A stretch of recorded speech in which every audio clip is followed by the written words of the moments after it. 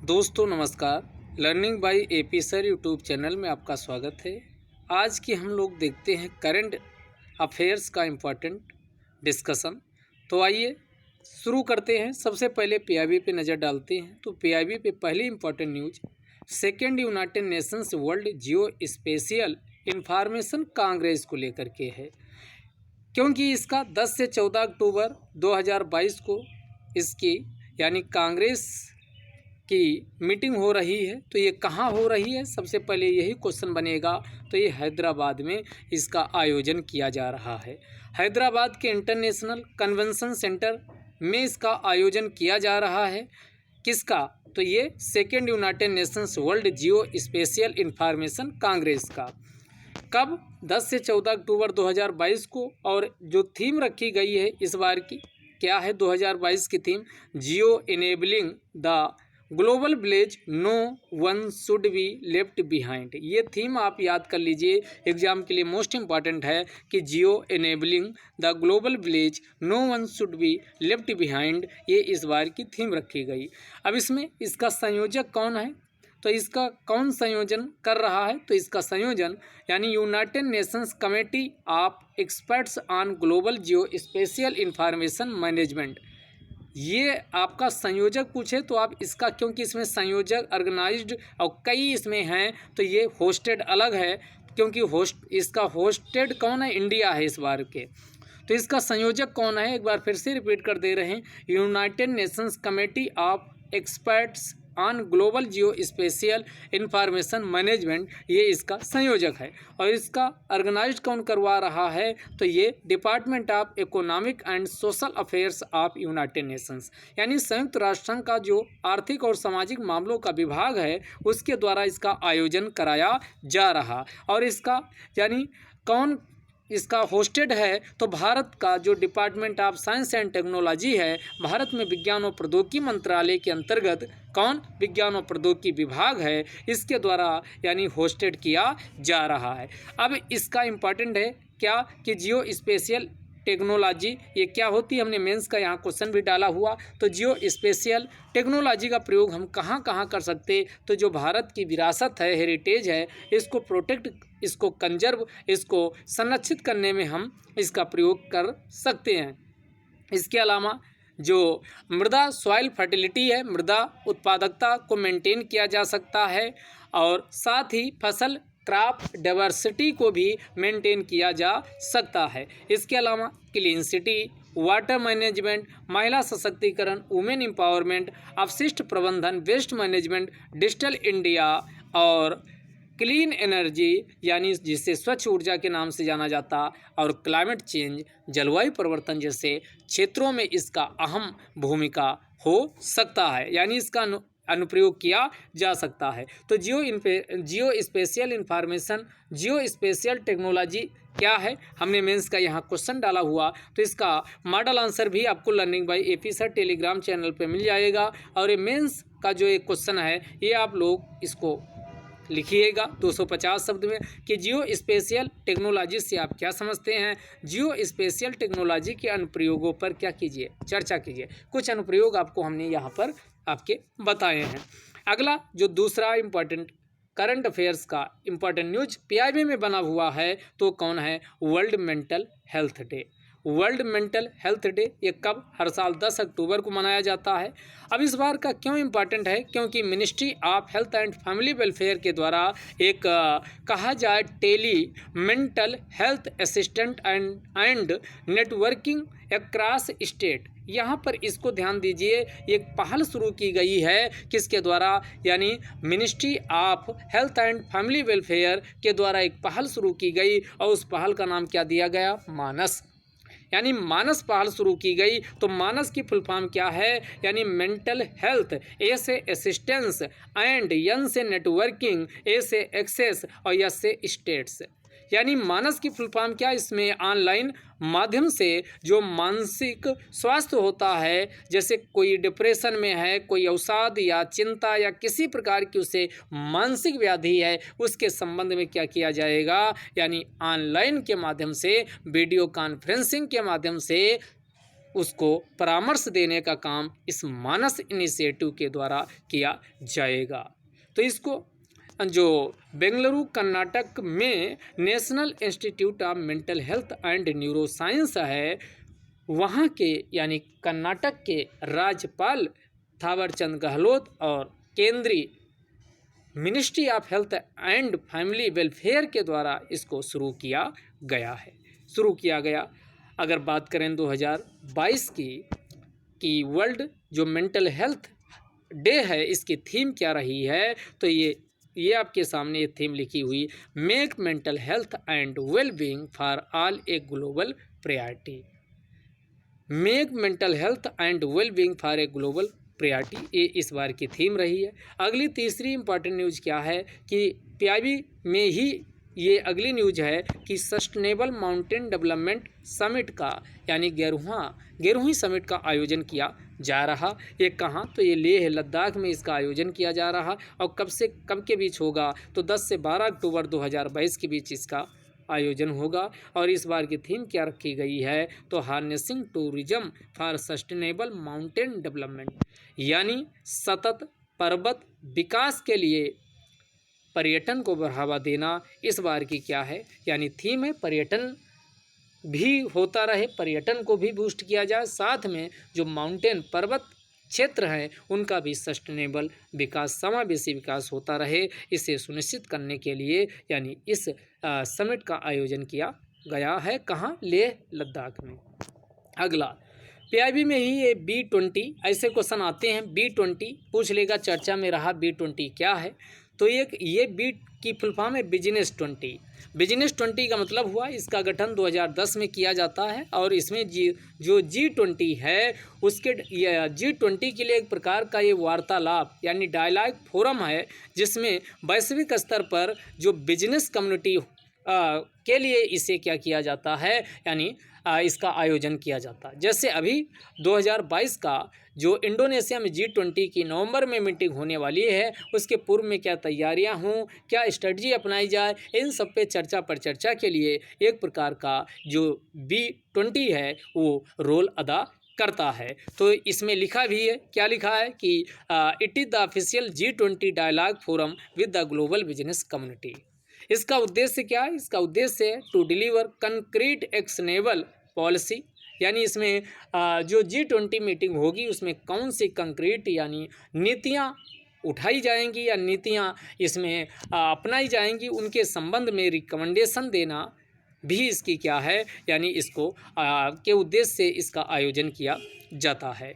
तो ये आपका, इसमें जो इकोनॉमिक ग्रोथ व डेवलपमेंट को केंद्र में रख करके इसका आयोजन किया जा रहा। अब यहाँ बात आई है G20 आपके मेंस के पॉइंट ऑफ व्यू से मोस्ट इम्पॉर्टेंट है और आए दिन इसमें यूपीएससी या यूपीपीसीएस मेंस में भी क्वेश्चन पूछे जाते हैं। तो ये G20 में ये बना कैसे है, तो इसमें 19 देश और एक क्षेत्रीय संगठन जिसे यूरोपियन यूनियन कहा जाता है को इसमें शामिल किया जाता है। बात करें G20 की महत्ता क्या है, तो यह वैश्विक जीडीपी का 85% ये हिस्सा रखता है।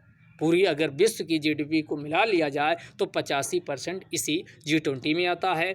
अगर व्यापार, वैश्विक व्यापार की बात किया जाए तो विश्व में जितना व्यापार होता है उसका 75% G20 सदस्य देशों के द्वारा व्यापार किया जाता है। विश्व की जनसंख्या की बात किया जाए तो 60% संपूर्ण विश्व की जनसंख्या का हिस्सा G20 के अंतर्गत शामिल किया जाता है। G20 में कौन कौन से देश हैं, तो G20 में आपको देश ध्यान रखिएगा क्योंकि यूपीएससी इसके यानी प्रीवियस ईयर में क्वेश्चन G20 से पूछ चुका है। तो इसमें आप अलग अलग महाद्वीप वाइज ध्यान रखोगे तो कभी नहीं भूलोगे। तो महाद्वीप वाइज ही इसमें हमने बताने की कोशिश किया है। तो उत्तरी अमेरिकी महाद्वीप से कौन है, वो तो कनाडा से शुरू करिए। कनाडा है, अमेरिका है और कौन सा है, कनाडा, अमेरिका, मैक्सिको। 3 देश ये हो गए उत्तरी अमेरिका महाद्वीप से। कौन 3 देश हो गए, तो 3 देश हमने क्या बताया, यानी कनाडा है, अमेरिका है, मैक्सिको है। अब इसी से नीचे सटा हुआ दक्षिण अमेरिका महाद्वीप है, तो इसमें अर्जेंटीना है, ब्राज़ील है। 5 देश यहाँ से याद हो गए। अब इसके बाद यूरोपियन कंट्री में आइए, तो यूरोपियन कंट्री में कौन कौन देश हैं, तो यूरोपियन यूनियन एक तो है ही है, उसको छोड़ दीजिए। बाकी कौन है, फ्रांस है, जर्मनी है, यूनाइटेड किंगडम है और कौन, इटली है। यानी 4 ये याद रखिए, 4 ये याद रखिए यूरोपीय महाद्वीप से, तो यूरोपीय महाद्वीप से आप 5 उधर याद किए थे, 4 कौन कौन, तो यूनाइटेड किंगडम हमने कहा, इटली कहा, फ्रांस कहा, जर्मनी कहा, यानी टोटल 9 देश आपने याद कर लिया, यूरोपियन यूनियन याद कर लिया, 10 हो गए, यानी अभी बाकी बचे 10। अब 10 को आपको कैसे याद रखना, तो ये अफ्रीका महाद्वीप से मात्र एक देश है, कौन, दक्षिण अफ्रीका। अफ्रीका महाद्वीप से एकमात्र देश दक्षिण अफ्रीका इसमें शामिल है। 11 हो गए, अब बाकी बचे 9 आपको। अब एशिया महाद्वीप में आ जाइए, तो एशिया महाद्वीप में इधर शुरू करिए, रसिया है यानी रसिया, उसके बाद चाइना 2 हो गए, जापान 3 हो गया, जापान के बाद यानी कोरिया, रिपब्लिक ऑफ कोरिया 4 हो गए, 4 के बाद आपका इंडिया 5 हो गए,